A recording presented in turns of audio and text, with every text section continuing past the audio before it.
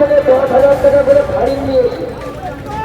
তালিবান যুগ, আমাদের পুলিশের অফিসার যারা আছেন তারা কি শুনতে পাচ্ছেন? নাকি বিধায়ক পাশে পাশে তাদের বোঝার জন্য তুলে পাঠায়?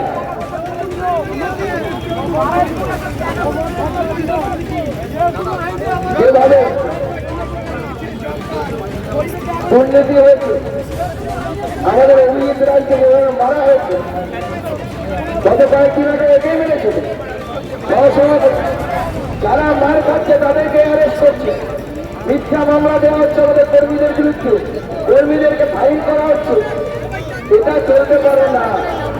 যদি আপনারা না শুধরো, আমি কিন্তু পিআরএল করতে বাধ্য হবো, আপনাদের বিরুদ্ধে হাইকোর্টে কাটতে বাধ্য হবো। পরিষ্কার বলুন, পরিষ্কার বলুন, চাকরি নিয়ে হয়ে যাবে, দিদিমণি বাঁচাতে পারবে না, দিদিমণি বাঁচাতে পারবে, দিদিমণিদের ভাইপোকে বাঁচাতে পারছে না, আপনাদেরকে কি বাঁচাবে? ভাইপোকে বাঁচাতে পারছে না, এখনো শুধরে যান, সময় এসেছে।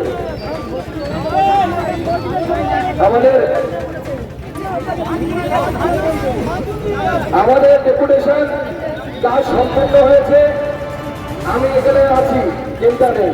যতক্ষণ না পর্যন্ত আপনারা শান্তিপূর্ণভাবে ফিরে যাচ্ছে, ততক্ষণ পর্যন্ত আমি এখানে থাকবো।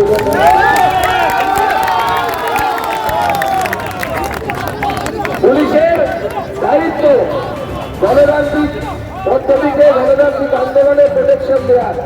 আর মনে রাখবেন, কোন একটা গাড়িতে যদি হামলা হয়, আমি ফোন করবো, আমার নেতারা ফোন করবে, সবাই গাড়ি ঘুরিয়ে নিয়ে আবার চলে আসবে, ওইখানে সবাইকে পেটাবো।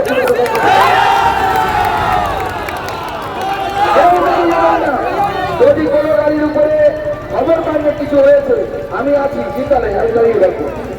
আপনারা আমার কল পেয়ে ওখানে পৌঁছে যাবেন, ঠান্ডাও নিয়ে আসবেন, আর এত সরু বাঁচা দিয়ে হবে না, বাস নিয়ে আসবেন, বাস নিয়ে আসবেন। আমাদের ডেপুটেশন কর্মসূচি আমরা এখানে সমাপ্ত করবো। আমি জেলা সভাপতিকে বলবো সবাইকে ধন্যবাদ জানাতে। আপনারা যতক্ষণ না ভালো করে সুশৃঙ্খল ভাবে শান্তিপূর্ণ ভাবে বাড়ি ফিরে যাচ্ছেন, আমি উদয়নারায়ণপুর ছাত্রী বসে আছি।